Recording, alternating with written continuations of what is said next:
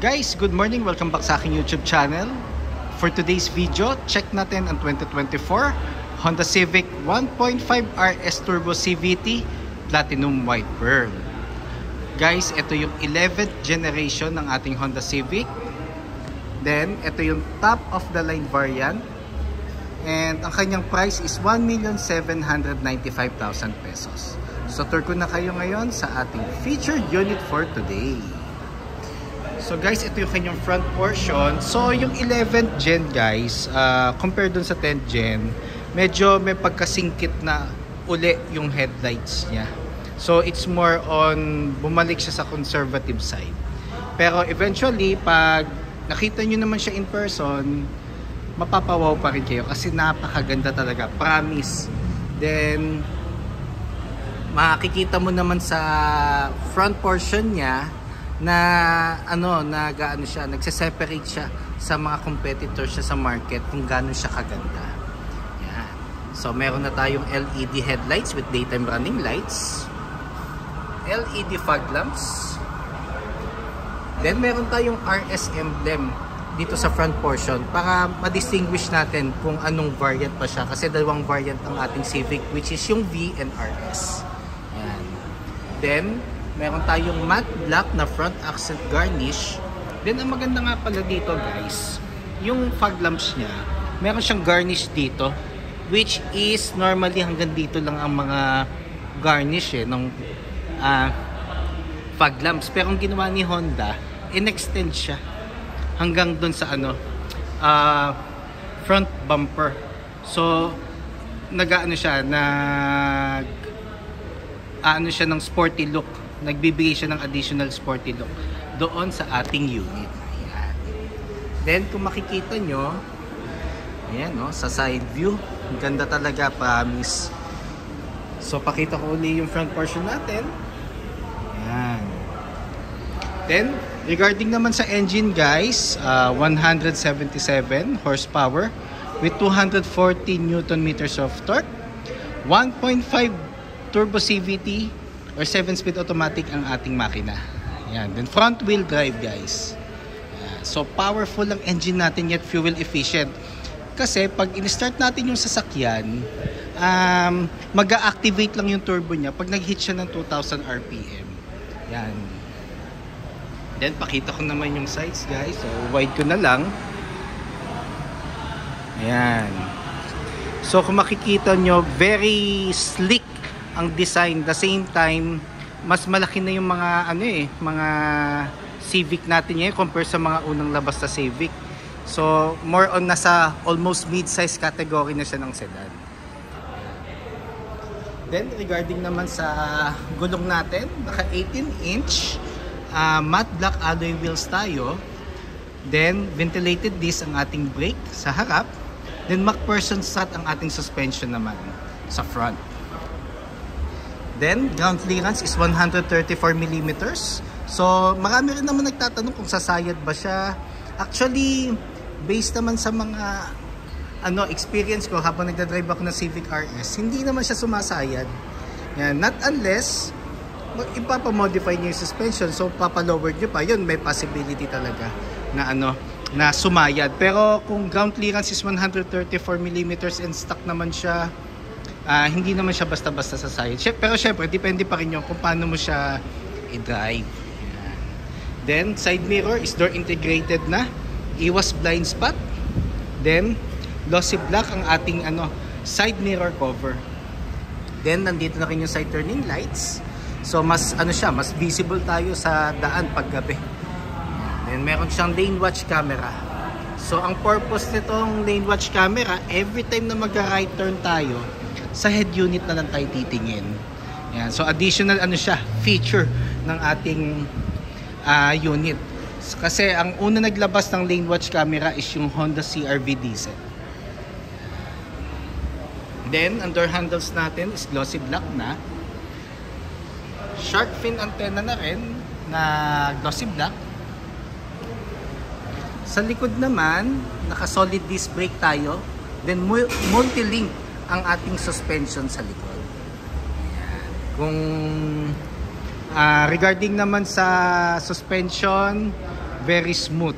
So hindi siya matagtag. So mas maganda ma-test drive nyo siya para at least ma-feel nyo yung performance sa makina and suspension. Yan. So pwede kayo magpabook sa akin. So mamaya bigay ko yung aking contact details. Yan. So nandito naman tayo sa back portion ng ating Honda Civic RS. So naka LED tail lights na tayo. Tapos meron siyang RS emblem. Then meron tayong glossy black na duck type spoiler. Yan. Before kasi yung 10th gen ano siya, wing type. So nakaangat. Ito ngayon ang ginawa ni Honda, inano siya, duck type spoiler para at least mas maging finesse yung ating likod. Yan. Same time mas sexy for me personally. Nagkagandahan talaga ako dun sa duck type spoiler ng Honda Civic RS ngayon. Yan. Tapos meron siyang tailpipe finisher doon sa dalawang muffler natin. Then meron siyang reverse camera.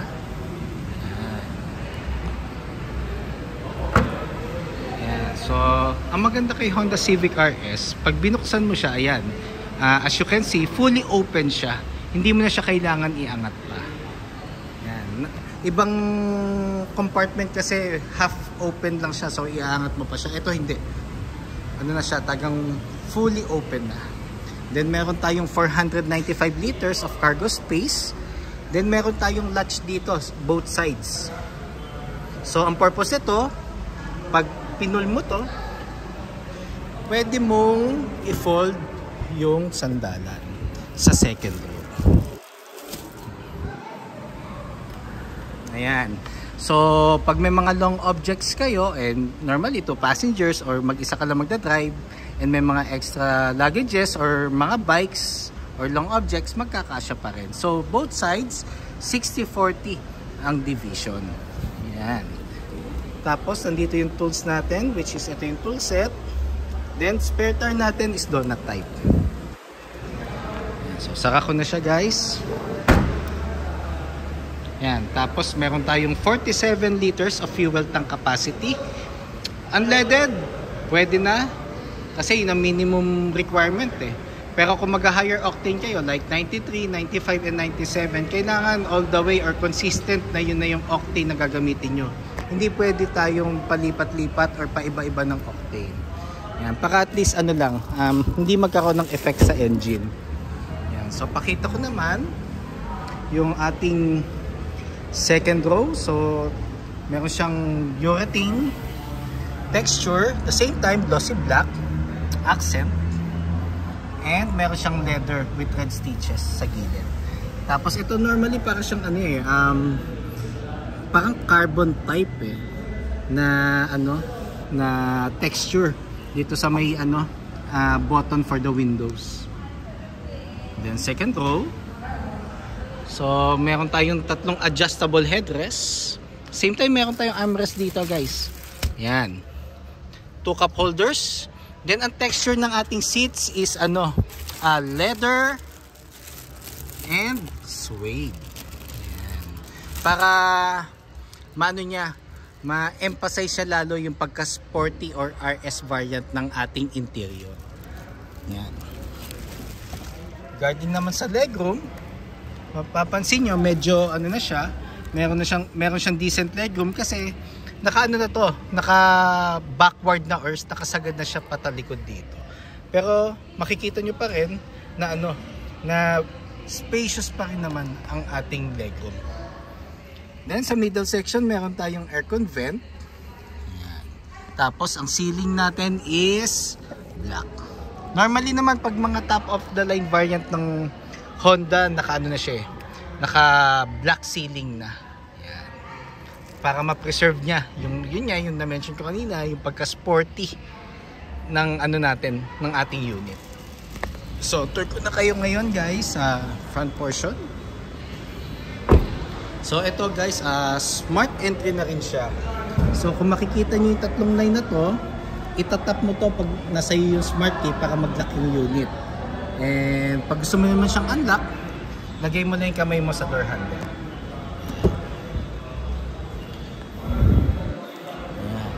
Tapos guys, meron siyang ano, ambient light dito sa sides. Both sides siya, kasama yung ano, yun, yung passenger. Ayan. So nandito yung buttons natin for the power folding sa side mirrors. For the side mirror itself, ito yung kanyang knob, central door lock, then power windows. Ayan. Then regarding naman sa seat, sa driver seat, power na siya, power seats na guys.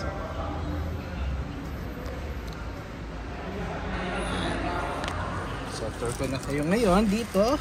So isasaka ko muna yung pinto guys. Ayan. So pag sinara natin ang ating unit, meron kang welcome na RS symbol sa pinaka panel mo. Ayan. Tapos ang ating steering wheel is tilt and telescopic now, which means pwede mo siyang i-up, down, forward and back. Depende kung saan ka comfortable sa yung driving position. Yan.